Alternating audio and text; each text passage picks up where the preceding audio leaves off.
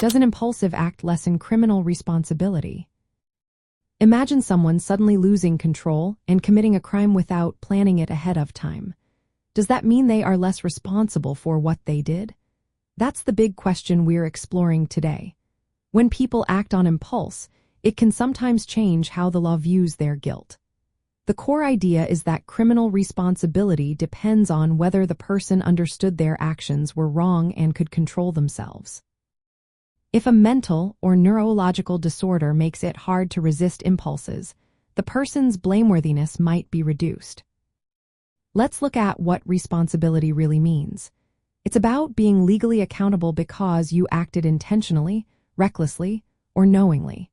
To be held responsible, you need to understand what you're doing and have the ability to control your actions. Now, some psychological conditions called impulse control disorders make it tough to resist urges. These urges can lead to harmful or illegal acts even if the person knows they're wrong. For example, someone with a disorder might feel an overwhelming urge to act violently or steal, and they might do it without thinking about the consequences. In criminal law, there's a concept called the irresistible impulse defense. It recognizes that sometimes a mental illness can make someone act against their will. If a person is so driven by an impulse that they cannot stop themselves, even if they know the act is wrong, they might not be fully responsible. This defense is connected to the insanity defense but focuses more on the person's inability to control their behavior. Courts ask whether the defendant could have conformed their actions to the law if not for their mental state.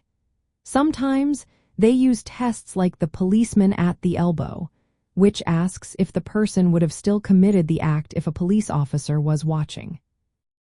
However, not all courts accept this defense. Some say that a person must be completely unable to resist impulses to lessen their responsibility. Neuroscience shows that brain dysfunction can make it hard to resist urges, but legally, the mental disorder must have made the person totally incapable of restraint. This makes it tricky for some defendants to prove their case. In real crime cases, this idea is often used.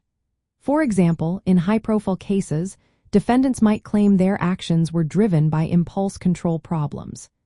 Experts look at mental health evaluations and sometimes brain scans to see if the person truly lacked the ability to control themselves. This helps courts decide if the act was truly impulsive or a deliberate choice. So, to answer the question directly, yes, an impulsive act can lessen criminal responsibility if it's caused by a mental disorder that impairs self-control. But it's not automatic. The law requires clear evidence that the person was unable to resist the impulse at the time of the crime. This is why understanding impulse control disorders and their effects is so important in criminal psychology and legal cases.